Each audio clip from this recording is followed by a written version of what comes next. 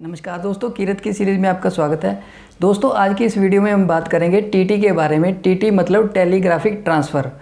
दोस्तों telegraphic transfer के ज़रिए आप पैसा फ़ौरन में भेज सकते हैं या फ़ौरन से मंगवा सकते हैं। यह एक पैसा भेजने का तरीका है, चाहे आपने वहाँ से मंगवाना है चाहे भेजना है।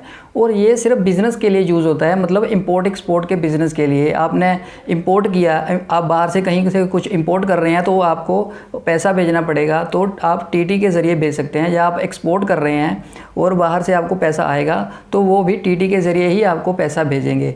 तो बिज़नेस के लिए जब आप एक देश से दूसरे देश में पैसा भेजते हैं तो वो टीटी ट्रांसफ़र के ज़रिए ही होता है। ये सबसे सिक्योर तरीका है। टीटी ट्रांसफ़र से सीधा बैंक अकाउंट में पैसे आ जाते हैं डायरेक्ट अपने। इसके लिए बैंक का अकाउंट नंबर और स्विफ्ट कोड की ज़रूरत होती है। स्विफ्ट कोड एक ऐसा कोड होता है हर बैंक का, जो कि एक देश से दूसरे देश पैसा भेजने के लिए बैंक को डायरेक्ट लिंक करता है। तो स्विफ्ट कोड ज़रूरी है इसके लिए। टीटी ट्रांसफ़र से आप अपने बैंक से सीधा ट्रांसफ़र कर सकते हैं। इसके लिए आपके बैंक में आपका अपने बैंक में अकाउंट नंबर होना चाहिए। कोई भी अकाउंट खुला हो, चाहे करंट अकाउंट है, चाहे सीसी अकाउंट है, या फिर ईएफसी अकाउंट होता है। एक ईएफसी मतलब फ़ॉरेन करेंसी अकाउंट होता है, जो अगर आपने डॉलर भेजने हैं तो डॉलर अकाउंट भी होता है, यूरो अकाउंट भी होता है और पौंड का अकाउंट भी होता है। तो आप अपने जो भी आपका अकाउंट है आप वहाँ से डायरेक्ट ट्रांसफ़र कर सकते हैं। टीटी ट्रांसफ़र दोस्तों ऑफलाइन भी हो सकती है और ऑनलाइन। आजकल तो ऑनलाइन कर देते हैं। जिसने भी बिज़नेस करना होता है वो बैंक से नेट बैंकिंग का पासवर्ड ले लेता है और फ़ौरन में बैंक टीटी करने के राइट्स भी ले लेता है। ये अलग से लेने पड़ते हैं नेट बैंकिंग के साथ ये अलग से लेने पड़ते हैं। टीटी ट्रांसफ़र के कुछ चार्जेस होते हैं जो बैंक लेता है आपसे फ़ौरन में बैंक पैसे भेजने का। तो वो बैंक के ऊपर डिपेंड करता है कि वो कितने चार्जेस चार्ज करता है अपने कस्टमर को।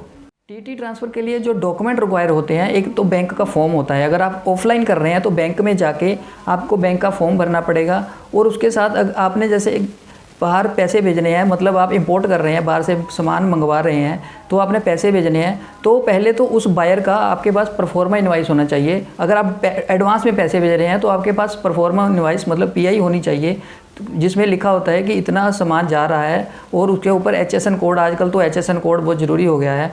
एचएसएन कोड भी लिखा होता है, मटेरियल लिखा होता है कि कौन कौन सा है, और उस बायर का बैंक अकाउंट और स्विफ्ट कोड भी लिखा होता है।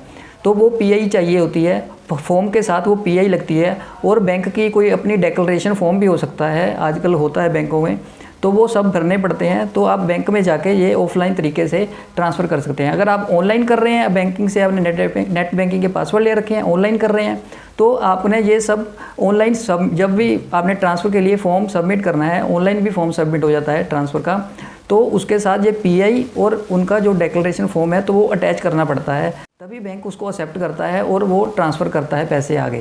टीटी ट्रांसफ़र से दोस्तों जब भी पैसे ट्रांसफ़र होते हैं वो सेम डेज नहीं होते हैं, क्योंकि इसको थोड़ा टाइम लग जाता है। जैसे 2 दिन 4 दिन मैक्सिमम 10 दिन का टाइम होता है टीटी ट्रांसफ़र से। सेम डेज पैसे ट्रांसफ़र नहीं होता है, इस बात का खास ध्यान रखना है कि टीटी ट्रांसफ़र से सेम डेज पैसे ट्रांसफ़र नहीं होते हैं।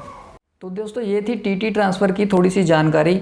उम्मीद करता हूँ जानकारी अच्छी लगी होगी। और अगर आप टीटी ट्रांसफ़र के बारे में कुछ और भी जानना चाहते हैं तो आप मेरे कमेंट बॉक्स में लिख सकते हैं, क्योंकि ये बहुत बड़ा फील्ड है और वीडियो में कुछ ना कुछ रह जाता है। तो मैं आपसे रिक्वेस्ट करता हूँ कि अगर आपको टीटी ट्रांसफ़र के बारे में और भी कुछ जानना है तो आप मेरे कमेंट बॉक्स में लिख सकते हैं। तो दोस्तों इस वीडियो में इतना ही। ऐसी और वीडियोज़ के लिए हमारे चैनल को सब्सक्राइब करना ना भूलें।